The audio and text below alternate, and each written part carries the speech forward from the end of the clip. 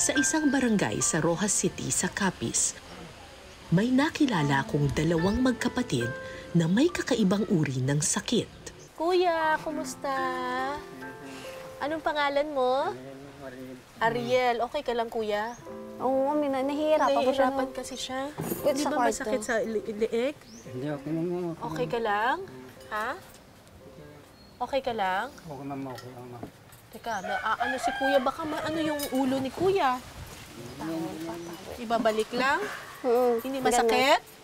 Hindi masakit? Ha? Okay ka lang, kuya? Ha? May masakit? May masakit ba? Wala? Wala? Hindi kusang gumagalaw talaga ito. Ha? Kusang gumagalaw. Kusang gumagalaw? Kahit... Hindi mo yung mapipigilan pag gumagalaw siya. Ay, kuya. Ang magkapatid na Artemio at Ariel ay may sakit na X-linked dystonia Parkinsonism o XDP. Isang sakit sa utak na unang natuklasan sa isla ng Panay.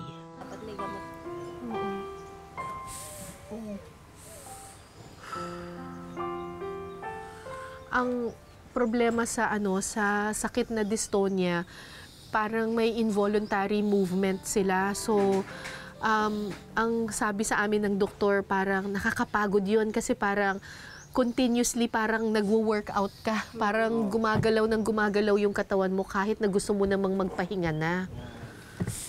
Bagamat utak ang puntirya ng sakit na ito, hindi apektado ang pag-iisip ng taong may dystonia. Normal ang isipan, pero di mo kontrolado ang katawan.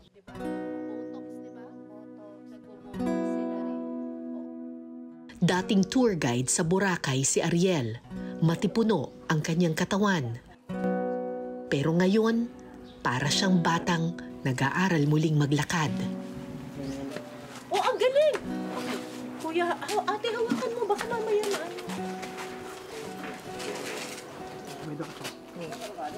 Kaya? Oh, malakas pa eh. Pwede pa mag-diving, oh. Kumpara sa kanyang kuya, masayahin at palabiro ang nakababatang Artemio. Saan tayo pupunta? Boracay? Gusto mo pumunta Boracay? Kalibo muna tayo. Ha? Kalibo muna. Habang kami lumalakad, nalaman kong dati palang scuba diver si Artemio. Maliksi, mahusay lumangoy at walang takot sa mundo. Uy, sabi mo pag mahuhulog ka. Kaya pala kahit gaano kahina ang kanyang katawan, nararamdaman ko ang lakas ng loob sa kanyang bawat hakbang. Tigil muna. Tumayo na po ito, hindi na magawa. Kaya mong tumayo na matuwid? Hindi nga. Gusto mong tumayo na matuwid? Hindi. Subukan natin. Yan o. Oh, yan. Tap. Oh, tuwid na. Tuwid na. Kaya? Lumakad? Oh. Oh. Pagod na? Pagod na. Balik na tayo. Balik na tayo. Teka, ikot tayong konti. Biglaan dumarating ang sakit na ito. Sa kaso ni Artemio, tinamaan siya ng dystonia habang nasa ilalim siya ng tubig. Bigla na lang daw hindi niya makontrol ang kanyang leeg. So, anong nangyari nung nandun kayo sa ilalim ng tubig? Biglang gumalaw yung ulo ninyo? Kaya umangat ako bigla. Delikado yun, kuya. Tapos na ako, nagsandal lang ako sa plywood. Oo. Desisyon ako lang muna dito muna. Oo. Kasi parang hindi malala eh. Lumala na. Lumala ang kanyang kondisyon hanggang sa buong katawan na niya ang apektado. Tinanggap ko na lang na ganito na talaga eh. Tinanggap mo na lang? Wala na akong magagawa eh. Nandito na ito eh.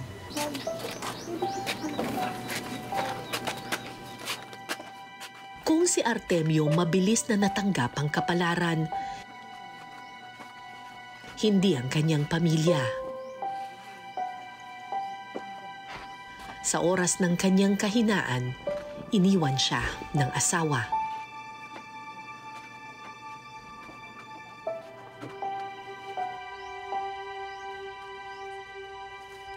Ang kapatid nilang si Elsa ang nagsakripisyo para alagaan ang kanyang dalawang kuya.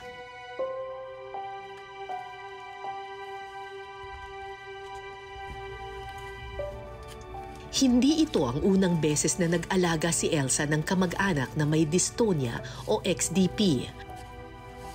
Ang isa pa nilang kapatid, si Arnel, may ganito ring sakit at si Elsa rin ang nag-alaga sa kanya.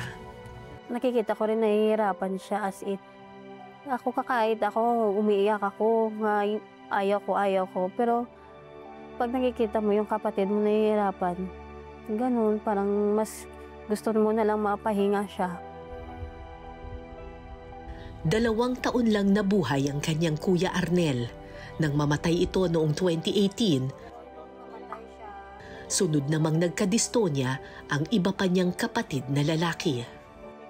Yun nga yung tanong ko mami sa ako sarili, bakit lahat ng problema, responsibilidad sa akin? Sabi ko nga kay mama, parang hindi ko na kaya. Pero pag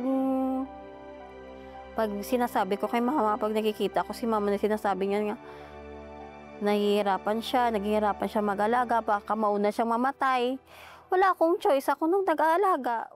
Maraming salamat sa pagtutok ninyo sa Eyewitness mga kapuso. Anong masasabi ninyo sa dokumentaryong ito? I-comment nyo na yan. Tapos mag-subscribe na rin kayo sa GMA Public Affairs YouTube channel.